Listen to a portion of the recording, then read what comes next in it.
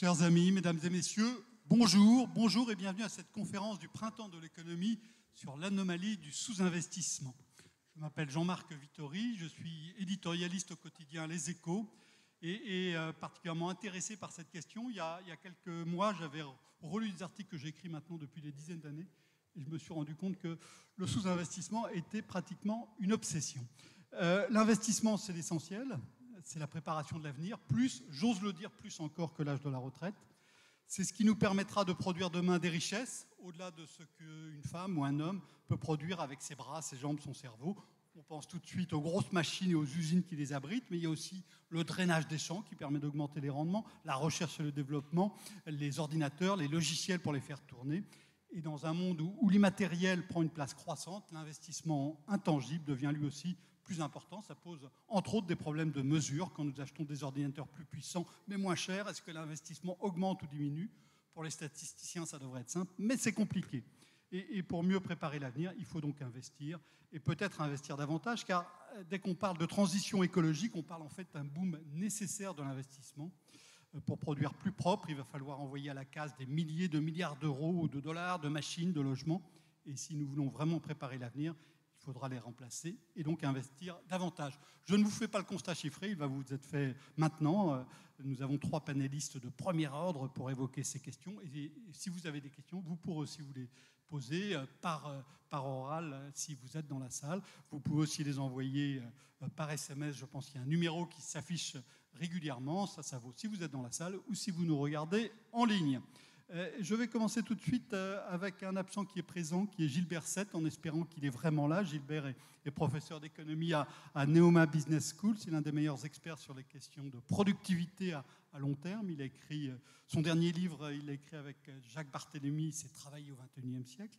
Mais je voudrais aussi citer, chez le même éditeur, Odile Jacob, Le bel avenir de la croissance, qu'il avait écrit avec Antonin Bergeot et Rémi Leca, où on retrouve ces problématiques d'investissement au cœur.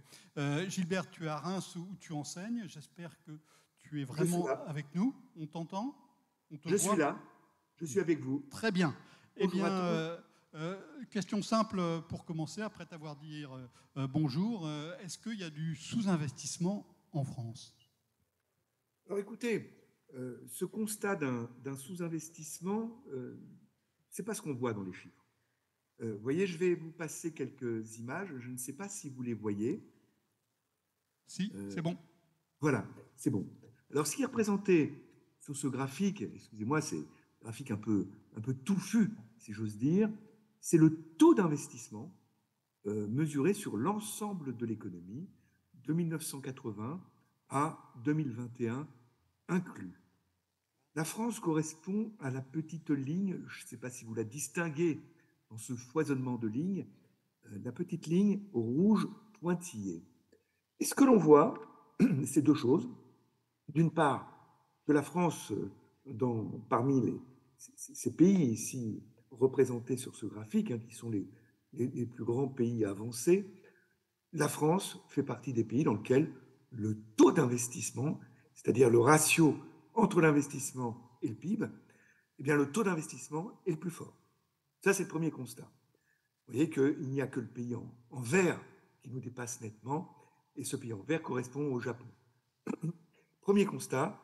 Et deuxième constat, historiquement, sur les dernières années, sur les 10 dernières années, on voit que le taux d'investissement connaît des niveaux qui sont largement supérieurs à ceux qu'on a connus sur les 2 décennies précédentes. Donc, au vu de ce graphe, on ne peut pas faire le constat quantitatif d'un sous-investissement en France. Je voudrais prolonger par un deuxième graphique, toujours sur cet aspect quantitatif. Sur ce deuxième graphique, ce que je représente, c'est une décomposition du produit intérieur brut par habitant dans différents pays, comparé au produit intérieur brut par habitant aux États-Unis. Donc la ligne 0 correspond à la situation des États-Unis, et puis les barres de différentes couleurs correspondent à la décomposition comptable par rapport aux États-Unis du produit intérieur brut par habitant en utilisant des méthodologies complètement usuelles. Donc ce qu'on voit dans le petit losange noir, c'est que la France est un pays pauvre par rapport aux États-Unis. on est à 28% en dessous des États-Unis en termes de produit intérieur brut par habitant, alors que l'Allemagne n'est qu'à, si j'ose dire, 13% en dessous du niveau américain et les États-Unis à 10% en dessous du niveau américain. Mais la source de ces écarts par rapport aux États-Unis et par rapport à l'Allemagne et aux Pays-Bas pour la France, c'est principalement dans la mobilisation de la population en âge de travailler. Et ça se voit dans la barre bleue foncée, c'est l'écart de taux d'emploi par rapport aux États-Unis. Ça nous plombe de 12% environ en termes de PIB par habitant par rapport aux États-Unis. Et puis une durée du travail plus courte nous plombe elle-même de un peu plus de 10%.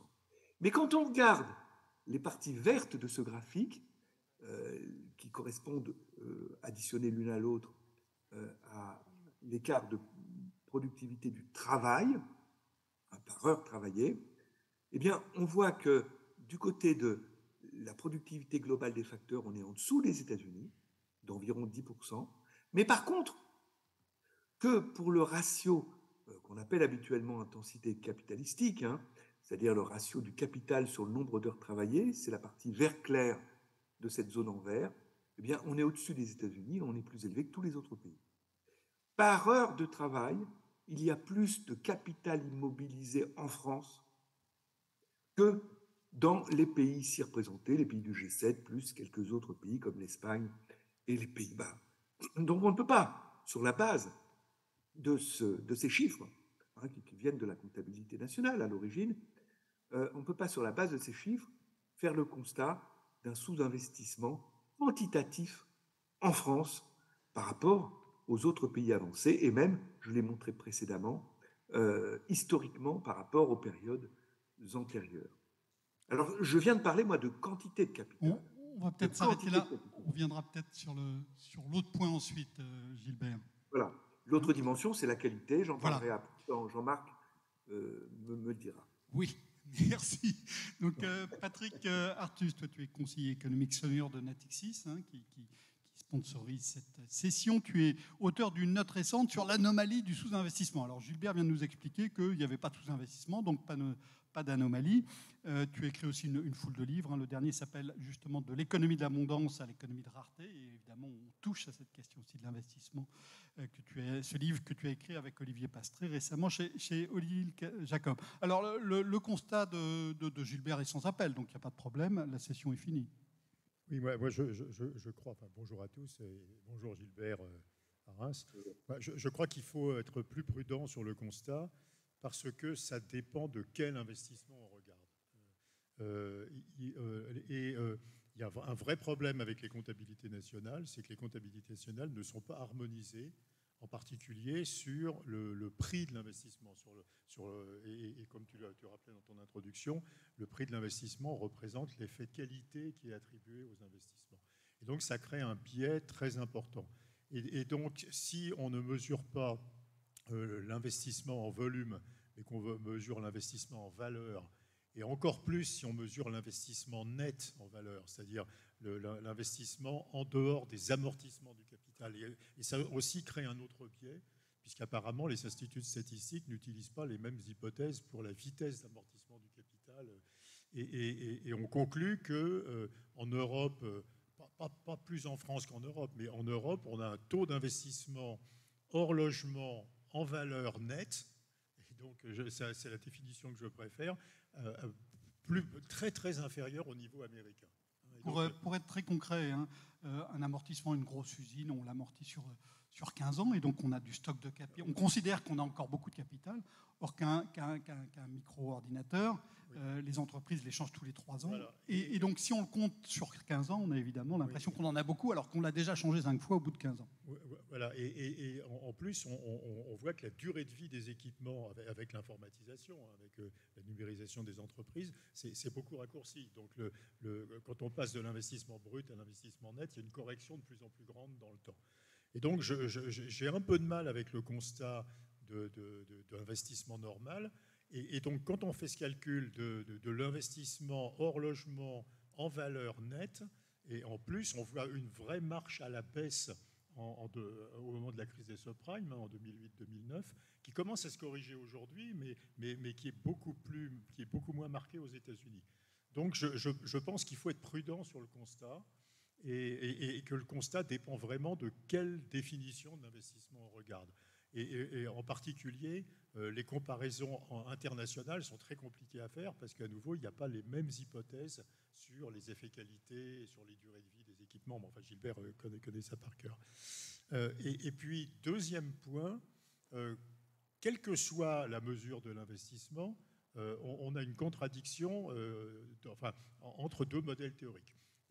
La théorie économique nous dit que lorsque la profitabilité des entreprises s'accroît... On viendra ensuite... Oui, mais enfin, bon, je finis ma phrase. Oui.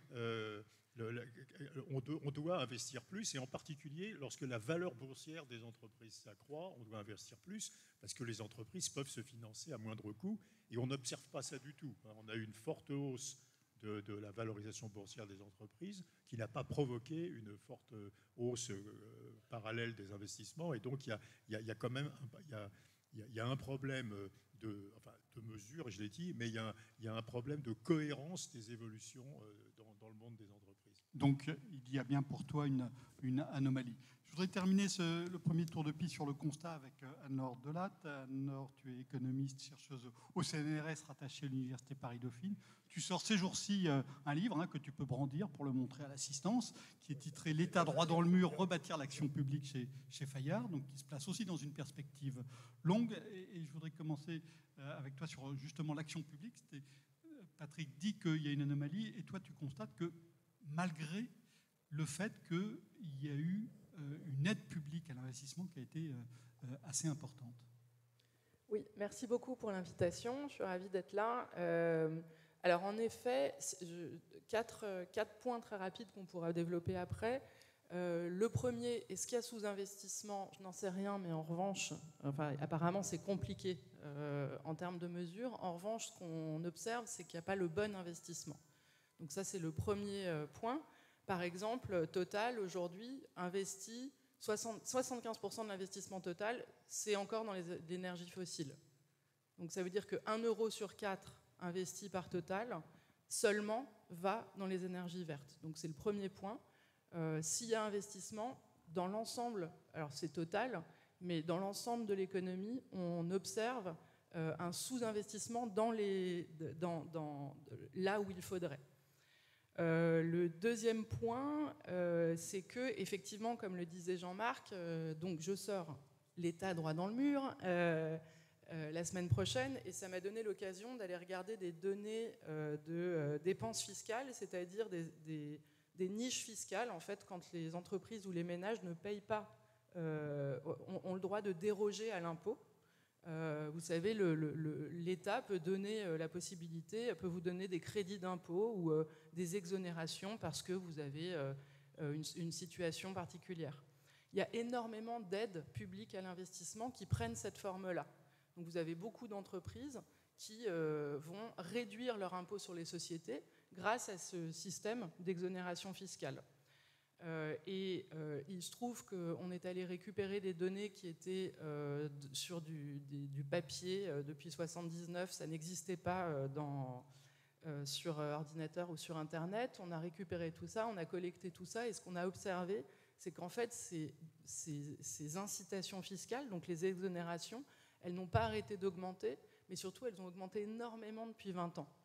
Et en fait, aujourd'hui, elle représente environ 200 milliards. En fait, on est à 190 milliards d'aides publiques pour les entreprises par an. Et dans les aides publiques, il y a une large majorité qui est pour les aider à investir. Et donc, malgré ça, on parle de sous-investissement, et moi, je parle plutôt de mauvais investissement. Donc je pourrais revenir là-dessus et donner des chiffres un peu plus précis. Le troisième point, le commentaire, c'est pourquoi on a ça. Et moi, il me semble qu'une raison principale, c'est qu'on est dans une logique du profit. En fait, vous avez appris, je m'adresse à la majorité que je vois ici, qui sont des étudiants et des élèves de SES. Vous avez appris qu'il fallait maximiser son profit. Voilà, c'est comme ça qu'on travaille en entreprise. ça peut être en contradiction avec d'autres priorités, et en particulier la priorité sur le climat aujourd'hui. Et en fait, cette logique de profit, elle est probablement un facteur de la raison pour laquelle Total continue à investir 3 fois plus dans les énergies fossiles que dans les énergies vertes. Et la raison aussi pour laquelle beaucoup d'entreprises sont otages de ce sous-investissement, parce qu'en fait, de ce mauvais investissement, parce qu'en fait, ça coûte toujours moins cher de produire avec des énergies fossiles, en polluant, ça coûte toujours moins cher que de produire proprement. Donc si on cherche le profit, comme ça coûte moins cher, on va plutôt aller vers le sale. Et 4e point, rapide, je suis d'accord avec Patrick qu'il y a un problème de mesure, mais alors moi, il ne va pas là. C'est-à-dire que depuis quelque temps, je me méfie beaucoup de la contanat, et en particulier des données d'entreprise, et en particulier des données de multinationales quand il s'agit d'investissement, parce qu'il se trouve que les multinationales, elles ont leur sport préféré, c'est de faire de l'évasion fiscale.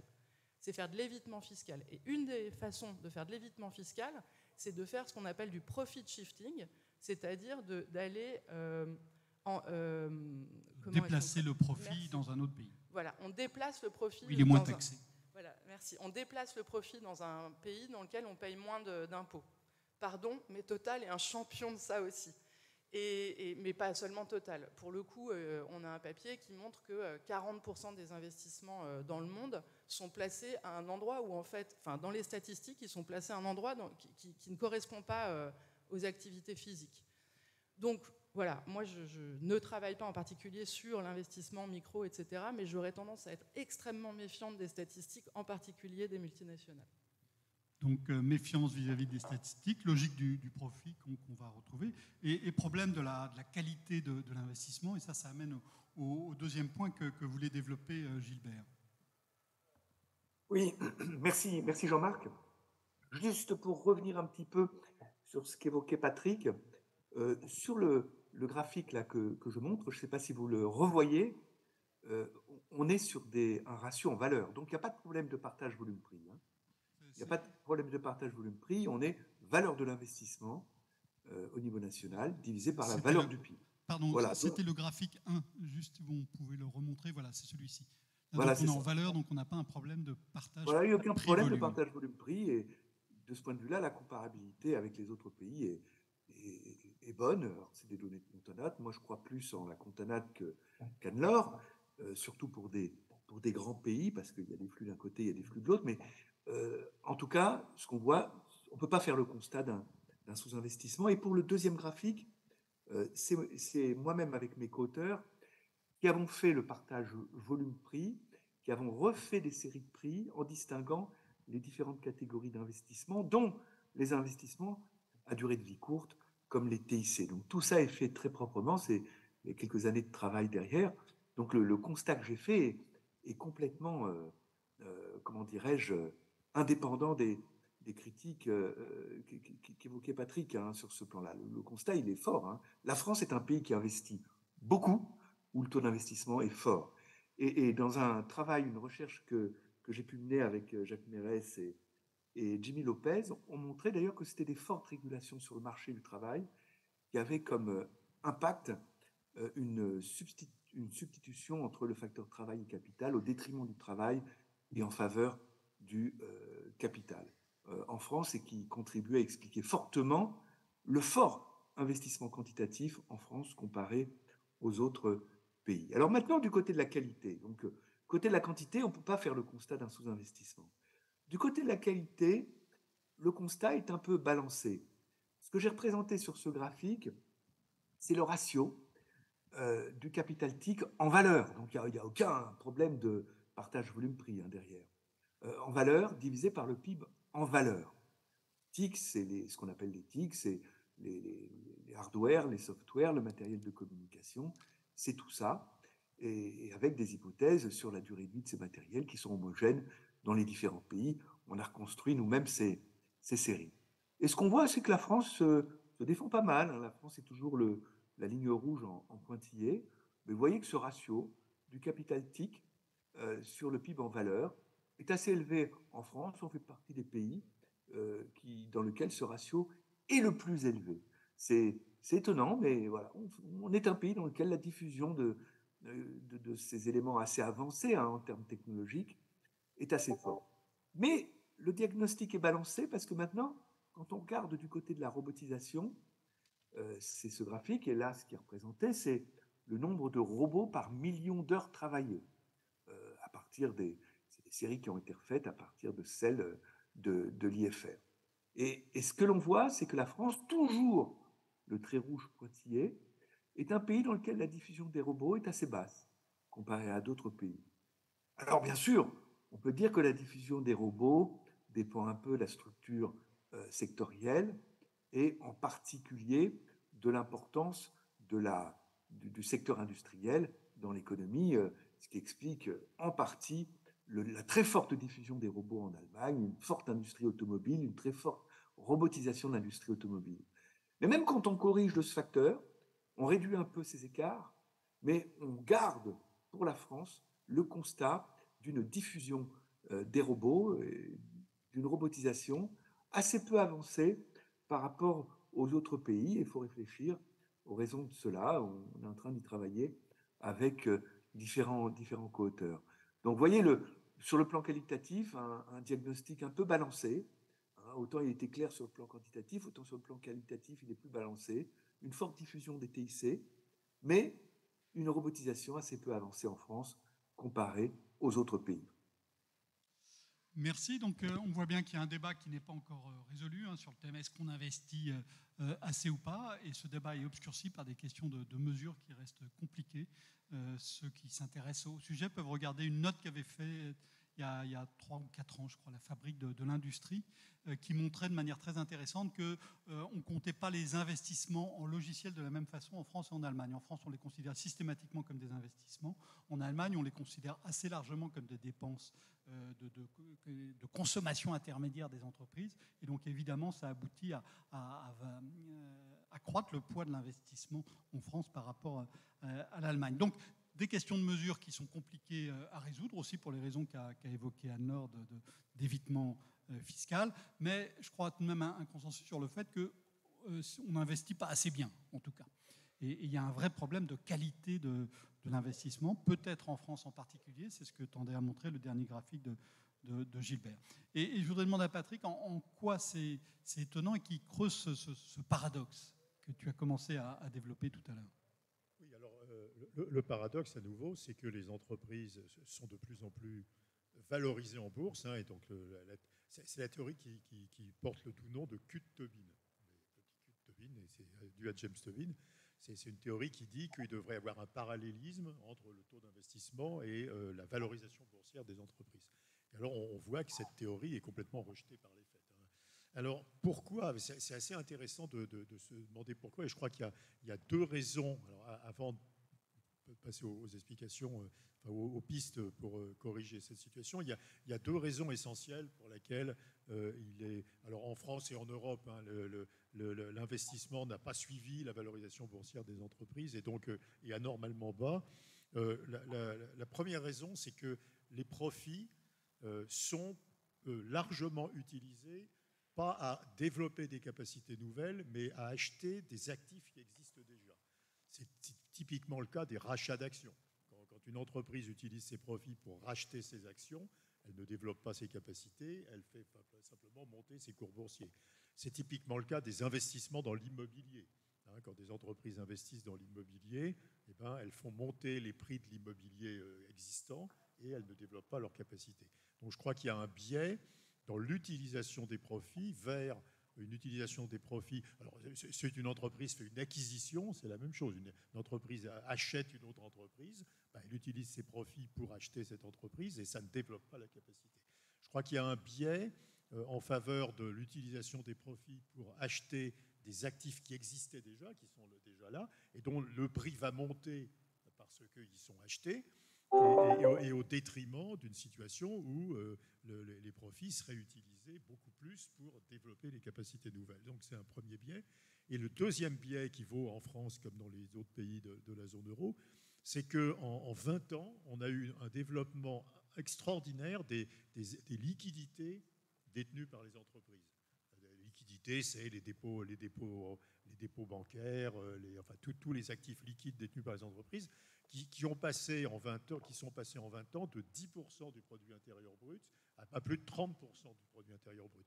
Et ça reflète apparemment, enfin, ça reflète l'inquiétude des entreprises, hein, la répétition des crises. Donc les entreprises pensent qu'il faut qu'elles se protègent contre le fait qu'elles ne pourraient plus se financer. Et donc on a cette envolée des actifs liquides détenus par les entreprises qu'on ne voit absolument pas aux États-Unis, par exemple, hein, et qui est extraordinairement inefficace. Hein. C'est autant qui n'est pas investi en capacité nouvelle.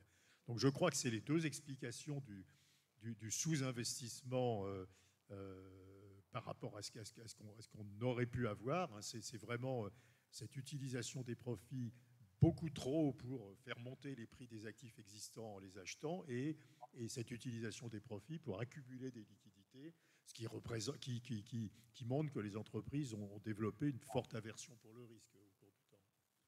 Donc, logique du profit, hein, on retrouve ce qu'évoquait tout à l'heure Anne-Laure, même si c'est en des termes un peu différents. Donc, logique du profit, accumulation de liquidités et aversion au risque, deux explications de ce sous-investissement, au moins en qualité. Gilbert, tu vas bientôt devoir rejoindre tes autres étudiants, mais je voudrais avant ça que tu nous dises si tu partages ces explications, si tu en vois d'autres. Non, enfin, disons, je ne partage pas ce qui est à expliquer, le sous-investissement. On l'a bien compris, parce que d'un point de vue quantitatif, il n'y a pas insuffisance d'investissement. Et d'ailleurs, Gilbert, est-ce que je peux te poser une question? Est-ce que tu corriges de l'investissement logiciel? Bien sûr. Alors, il reste évidemment des petites difficultés, dont celle qu'a évoquée tout à l'heure Jean-Marc, à savoir que, comment dirais-je, les modalités, c'est surtout d'ailleurs pour effectivement les softwares que ça se pose, les modalités de comptabilisation des dépenses en software ne sont pas tout à fait les mêmes d'un pays à l'autre. C'est assez compliqué parce qu'on prend en compte les dépenses en software qui sont faites par les entreprises elles-mêmes via leurs propres informaticiens. Et ça, c'est d'une complexité inouïe. Et c'est vrai que les différents pays n'ont pas les mêmes, parfois, conventions. Elles se sont beaucoup rapprochées sur les dernières années. On a corrigé en prenant en compte ce rapprochement. Mais malgré tout, il reste évidemment des écarts hein, qui floutent un peu les comparaisons. Mais malgré ces écarts, on n'est pas dans un ordre de grandeur qui peut changer, je dirais, la hiérarchie de ce que j'évoquais tout à l'heure. Voyez, on reste quand même avec un constat d'un pays, la France, qui est un pays qui investit, qui épargne beaucoup et qui investit beaucoup. Et qui investit beaucoup, en partie, du fait d'une fuite devant le facteur travail qui amène à se reporter sur le facteur capital hein, dans la combinaison productive et une fuite devant le facteur travail du fait de rigidité plus forte sur le marché du travail que dans d'autres pays. Ça a été quand même montré assez fortement dans différents travaux de façon très propre sur le plan économétrique. Alors maintenant, je suis assez d'accord avec différentes choses qui ont été dites. Hein. D'une part par Anne-Laure, le fait que qualitativement l'investissement n'est pas assez tourné vers l'avenir, peut-être l'avenir de l'avenir, à savoir la dimension climatique. Et là, il revient, je dirais, aux États de donner le bon signal aux entreprises. Les entreprises, comme les ménages, réagissent à des signaux de prix. Et il faut leur envoyer les bons signaux pour canaliser l'investissement de plus en plus vers une prise en compte de cette dimension climatique.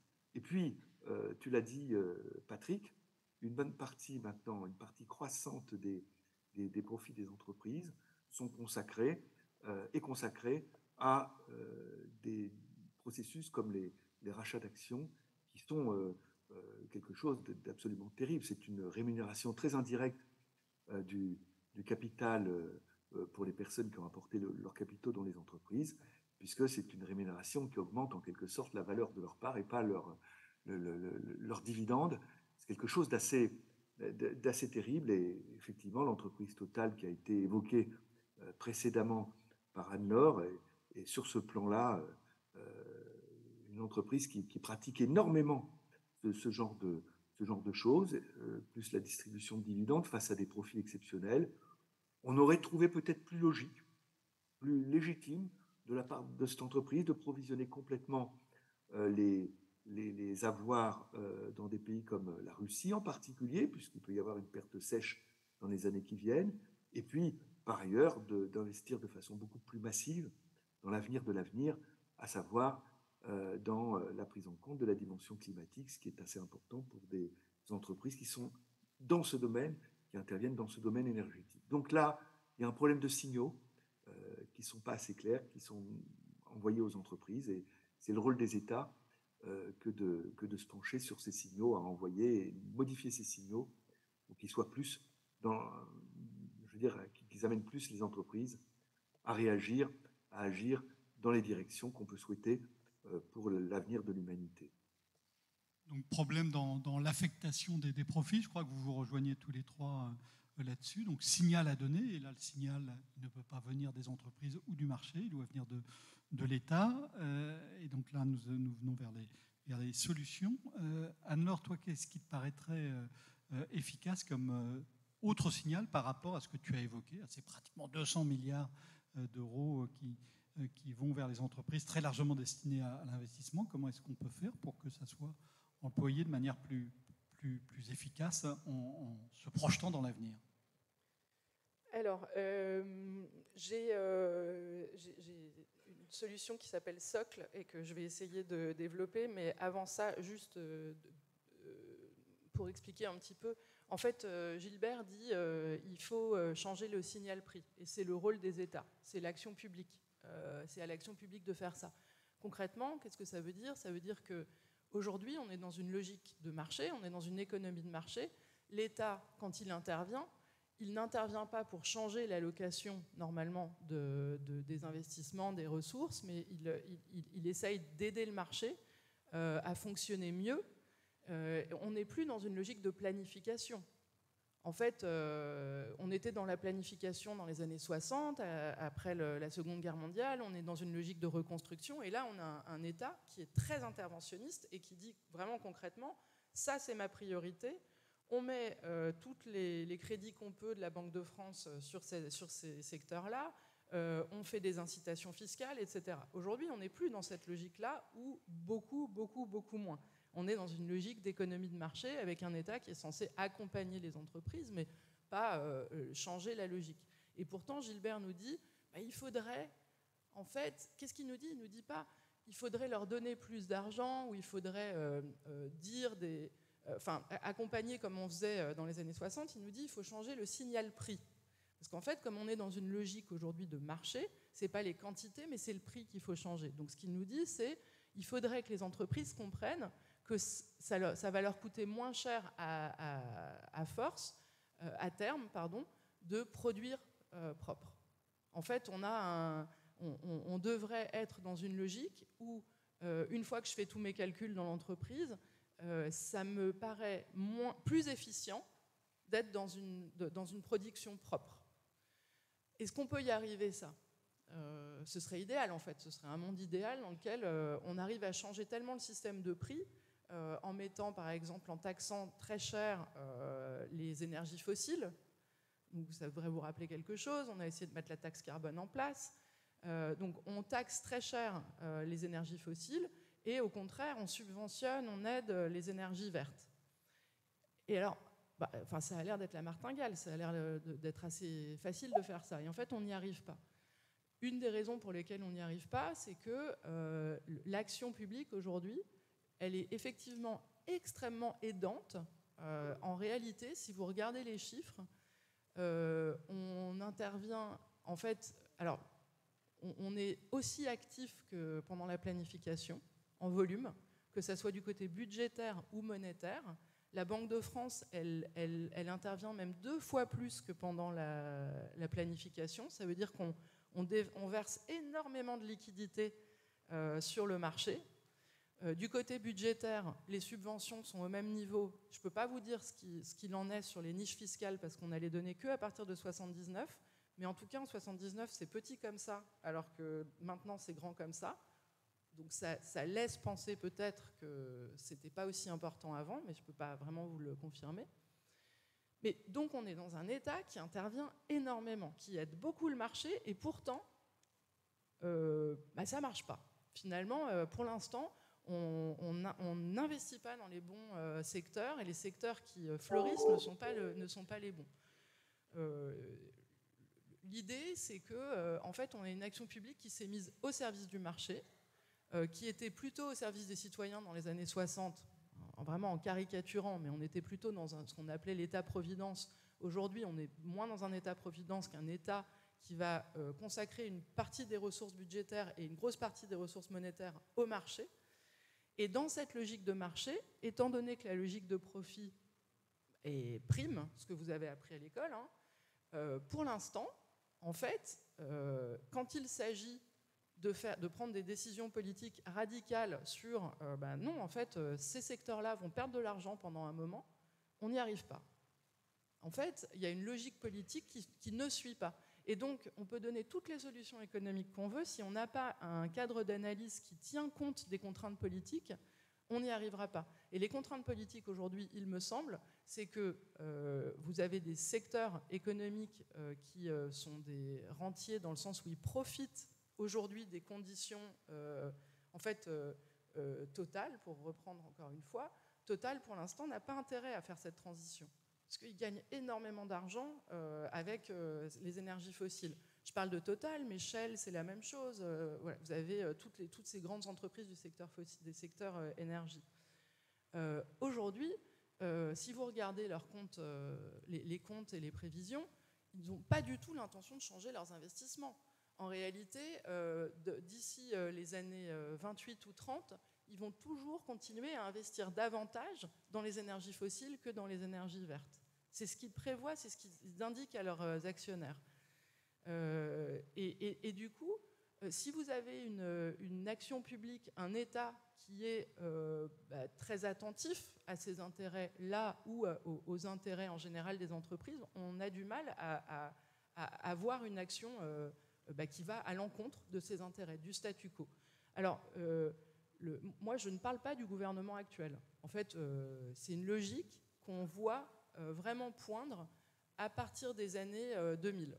En fait, ça commence dans les années 90, on a un changement philosophique dans les années 70, ça s'installe un peu dans les années 80, ça commence à s'accélérer en 90, et alors vraiment, on est en plein dedans dans les années 2000. Quand je vous dis on est en plein dedans, dans une action publique qui vraiment va se détourner des citoyens, de la protection sociale, pour aller vers les entreprises. Le système de retraite étant vraiment un bon exemple là-dessus, puisque vous avez aujourd'hui une action publique qui dit on continue à baisser les cotisations sociales des entreprises et on va demander aux citoyens d'allonger leur temps de cotisation.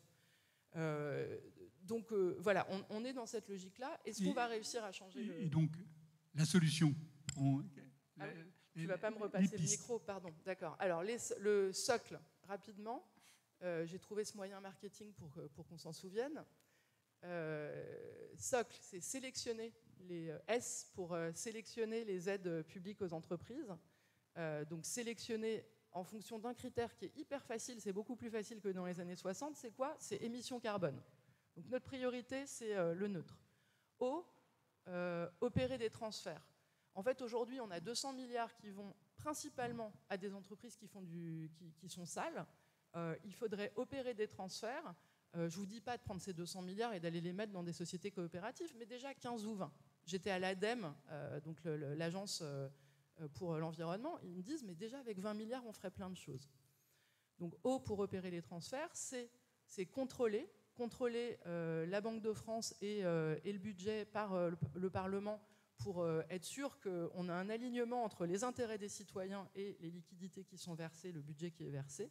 Et c'est lever le verrou de la dette publique, se sentir très confortable sur le fait qu'on a une dette publique on n'est pas du tout en danger. Et au contraire, on a besoin aujourd'hui d'investir beaucoup et de dépenses publiques pour se protéger pour l'avenir. Patrick, est-ce que le constat que dresse Anne-Laure et les pistes qu'elle évoque te convainquent, ou est-ce que toi, il te semble qu'il faut plutôt aller dans d'autres directions pour avoir un investissement plus efficace et qui nous prépare davantage à l'avenir ou l'avenir de l'avenir, pour reprendre la formule de Gilbert. Je crois que la logique de politique économique en Europe et même aux États-Unis a beaucoup changé, mais dans les 3 dernières années. C'est pas antérieur. Ce qu'Anne-Laure décrit, c'est plus le long terme. Par exemple, en France, on a un programme qui s'appelle France 2030, qui prévoit plus de 50 milliards d'euros, et c'est des 50 milliards d'euros qui sont ciblés sur la transition énergétique, sur l'intelligence artificielle, sur les piles à combustible, sur la filière hydrogène, etc., sur la production d'énergie renouvelable. Donc je crois que les États, en très peu de temps, ont appris à faire des politiques industrielles qui sont ciblées sur les bons sujets. Alors c'est vrai qu'il y a une inertie de la pratique antérieure, mais regardez, la Commission européenne a mis 800 milliards d'euros sur la table avec le plan Next Generation EU, et c'est 800 milliards d'euros pour la transition énergétique, pour l'éducation, pour les infrastructures énergétiques, enfin, et c'est de l'argent ciblé, c'est-à-dire que ça ne peut pas être détourné à un autre usage. Et je crois qu'il y a vraiment une révolution de la politique industrielle, y compris aux États-Unis. Le plan de Biden qui s'appelle Inflation Reduction Act, et alors, dont on ne sait pas combien il impliquera d'argent, parce que c'est pas limité en fait. C'est des sommes qui pourront potentiellement être énormes. Il est aussi ciblé. C'est les voitures électriques, c'est les infrastructures électriques, etc.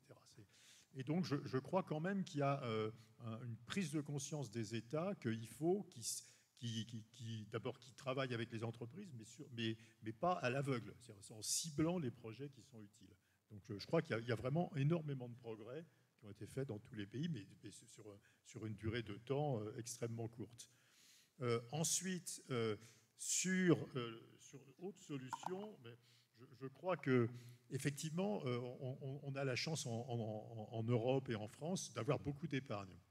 Et honnêtement, il y a un problème d'utilisation de cette énorme épargne des Français, des Européens, pour faire des investissements de transition dans tous les domaines, et ce qui ne se fait pas naturellement. Les Européens ou les Français investissent cette épargne dans des actifs qui sont très peu risqués et qui ne sont pas ciblés sur la transition énergétique ou sur la biodiversité. Donc il y a un problème de ciblage de l'épargne, mais ce n'est pas évident. Il faut un peu tordre la main des épargnants, mais on a les ressources en épargne nécessaires. Et sur la politique économique, alors je suis tout à fait d'accord avec Anne-Laure, on est dans une phase, c'est de l'économie de guerre. Alors, je ne parle pas de la guerre en Ukraine, mais c'est la guerre contre la pollution de toutes les natures. Et donc, il faut faire énormément d'investissements. Et on ne peut pas faire ces investissements énormes. On parlera dans ce même amphithéâtre demain de la transition énergétique, mais les estimations consensuelles, c'est que ça nécessite 4 points de PIB, ce qui est considérable d'investissement supplémentaire. On ne peut pas faire ces investissements supplémentaires qui s'ajoutent aux dépenses d'éducation, de santé, de R&D, dépenses militaires, etc., dans un cadre coercitif sur les politiques économiques. Donc il va falloir être imaginatif, et on peut s'inquiéter de ce que la Banque centrale européenne n'a pas changé son objectif qui est de ramener l'inflation à 2%, et que la Commission européenne n'a pas changé son objectif qui est de ramener les déficits publics à 3% du PIB. Et donc il va falloir suspendre ces règles de politique économique pour un temps. Si on ne le fait pas, on ne fera pas les investissements qui sont nécessaires. On aura des taux d'intérêt trop élevés, on aura des restrictions budgétaires, et on sera incapable de faire les investissements nécessaires. Donc je crois que cet environnement nouveau nécessite de repenser les politiques économiques. Alors, il ne s'agit pas de faire de l'hyperinflation, mais quel serait le coût d'accepter 3 ou 3,5% d'inflation et pas 2%? Quel serait le coût d'accepter 4 ou 5% de déficit public et pas 3%? C'est un coût marginal par rapport au bien-être que ces investissements supplémentaires ou ces dépenses publiques supplémentaires permettront d'avoir. Donc, mais on ne voit pas... On voit une vraie transition sur les politiques industrielles. L'acceptation des subventions sectorielles, c'est l'année dernière, donc c'est extrêmement récent. Mais il y a un changement considérable de la façon de faire de la politique industrielle, des politiques sectorielles. Voilà. Mais on ne voit pas changer le cadre macroéconomique de la politique économique. Et il va falloir changer le cadre macroéconomique de la politique économique. Alors, Je vous rappelle que vous pouvez poser vos questions, que je prendrai par SMS. Il y a un terme que vous avez employé, ni l'un ni l'autre, ni Gilbert qui nous a quittés maintenant, qui est celui de planification écologique. Est-ce que ça répondrait tout de même pas à ce à quoi vous aspirez l'un et l'autre, Anne-Laure? C'est effectivement un terme qui revient beaucoup dans le débat. C'est intéressant parce qu'il est utilisé assez largement dans le spectre politique. Donc on sent bien qu'on va revenir quand même... Ce qui est important, pourquoi ça revient la planification, c'est qu'on se rend compte que si on est uniquement dans la logique du marché, en fait, on n'y arrivera pas. Encore une fois, parce que ça coûte moins cher de produire sale que de produire propre. Donc, on a une logique de planification où on se dit, finalement, on a cru pendant 40 ans que le marché c'est mieux. On était vraiment dans cette logique-là. Et là, on revient sur cette logique en se disant, le marché ne sait pas toujours mieux. Il se trouve qu'il y a une force supérieure aujourd'hui qui est le climat et contre lequel on n'arrivera pas à se battre si on laisse le marché faire. Donc c'est la raison pour laquelle la planification revient, et ça revient vraiment, à gauche, à droite, dans différents gouvernements dans le monde. Moi je dirais, si on parle planification, il faut avoir une chose en tête. Je suis tout à fait d'accord avec Patrick quand il dit qu'on est en train de changer là. Et il y a une volonté politique au niveau français, au niveau européen. On met de l'argent sur la table. Effectivement, Next Generation EU, c'était très impressionnant. Moi, ce que je vois dans les données là, le problème, c'est qu'en fait, vous avez des États qui sont en train de dépenser avec le bras gauche, avec la main gauche, ils commencent à dépenser de l'argent là où il faut. Le problème, c'est qu'ils n'arrêtent pas, avec la main droite, de dépenser de l'argent comme ils le font depuis 20 ans, en mettant, encore une fois, 200 milliards par an d'aides publiques aux entreprises qui sont en large majorité pour des entreprises qui polluent. Donc on peut essayer de faire du bien en aidant les secteurs, en aidant les entreprises qui produisent bien. Mais le problème, c'est que si vous continuez à aider 4 fois plus ou 10 fois plus celles qui ne vont pas, voilà, en fait, donc il y a un bras droit et un bras gauche qui ne se parlent pas. Et vraiment, concrètement, vous allez parler avec l'ADEME. L'ADEME, ils ont du mal à parler avec Bercy. Donc on a vraiment un bras gauche et un bras droit. Voilà, donc pourquoi la planification revient. Et ce qui est intéressant, c'est que tu as parlé aussi de la Banque centrale. En fait, on est en train d'essayer de mettre de la planification du côté de la politique monétaire en ce moment. Il y a eu un changement de cadre grâce à Isabelle Schnabel qui a pas mal changé la philosophie. En gros... Isabelle Schnabel qui a été nommée dans le comité de politique monétaire de la Banque centrale européenne récemment. Voilà, alors Isabelle Schnabel, elle fait partie des 6 membres permanents de la Banque centrale. Vous savez, à la Banque centrale européenne, vous avez les gouverneurs qui viennent siéger une fois par mois pour décider de la politique monétaire. Et il y a 6 membres permanents. Isabelle Schnabel, elle est arrivée en 2019 et en fait, elle est allée complètement contre la logique de comment il s'appelle l'allemand, le gouverneur allemand qui est parti juste avant. Jens Weidmann. Weidmann, voilà. Weidmann disait, non mais neutralité de marché. Quand la Banque centrale verse des liquidités sur le marché, elle doit faire exactement ce que font les investisseurs. Si les investisseurs investissent à 80% dans des actions, des obligations marron, donc polluantes, alors la Banque centrale doit faire exactement la même chose. Weidmann, neutralité de marché. Et elle arrive et elle dit problème. En fait, encore une fois, le marché ne sait pas mieux. Et donc, elle a obtenu de ce qu'on appelle incliner le portefeuille. Donc, on commence à incliner le portefeuille de la Banque de France, de la Banque d'Espagne, etc., en achetant davantage d'obligations d'entreprises vertes ou d'obligations vertes chez Total, etc. Le problème, et je m'arrête là, donc on est en train de mettre de la planification là aussi, et avant d'arriver au problème, c'est essentiel, c'est difficile à comprendre, on comprend plus ce que fait le Trésor, la fiscalité, mais vraiment je vous engage à comprendre ce que fait la Banque de France aujourd'hui, ce que fait la Banque Centrale Européenne, parce que c'est énorme en fait, les montants qu'il y a. Mais ce n'est pas de la même nature, c'est très important. Le problème, c'est que Schnabel elle-même dit on aura Aujourd'hui, on est à 80% du portefeuille en marron. On sera à 50% à la fin des années 20. Ça veut dire qu'au niveau, à la vitesse à laquelle on va aujourd'hui, on investira encore, enfin, on déversera de la liquidité publique, publique, à moitié sur des entreprises sales à la fin des années 20. Et à la fin des années 20, on aura 6 canicules par été. On aura des événements extrêmes, mais dans tous les sens.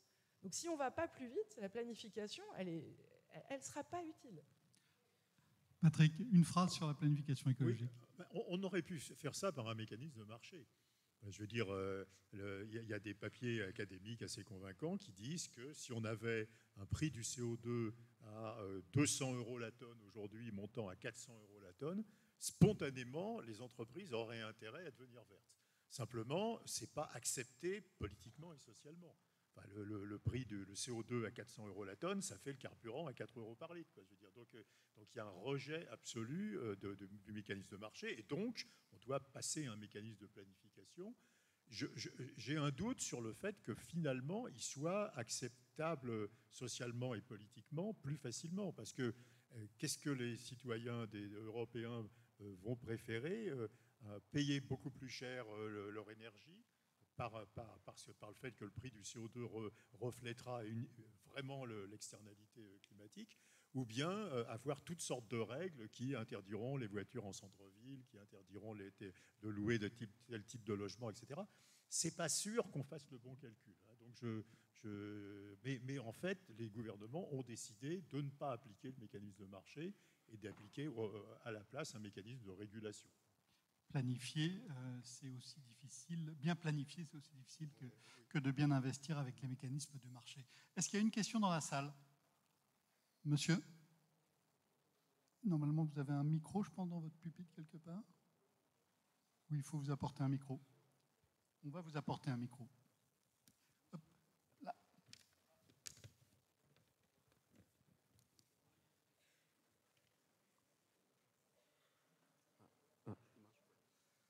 Vous avez évoqué des exonérations des entreprises qui leur permettent de faire des investissements. C'était 200 milliards, il me semble, le chiffre que vous avez donné. Il y a quelque chose qui m'a marqué. Vous avez notamment évoqué l'investissement TIC. Beaucoup d'entreprises investissent dans le hardware pour ensuite, notamment dans les ordinateurs, pour ensuite très rapidement le changer, même quand ceux-ci ne sont pas obsolètes. Et donc j'aimerais savoir quelle solution vous avez à apporter, notamment est-ce que sur peut-être une nouvelle légifération ou juste arrêter ces aides à l'investissement de la part pour ces entreprises. Merci. Une autre question là.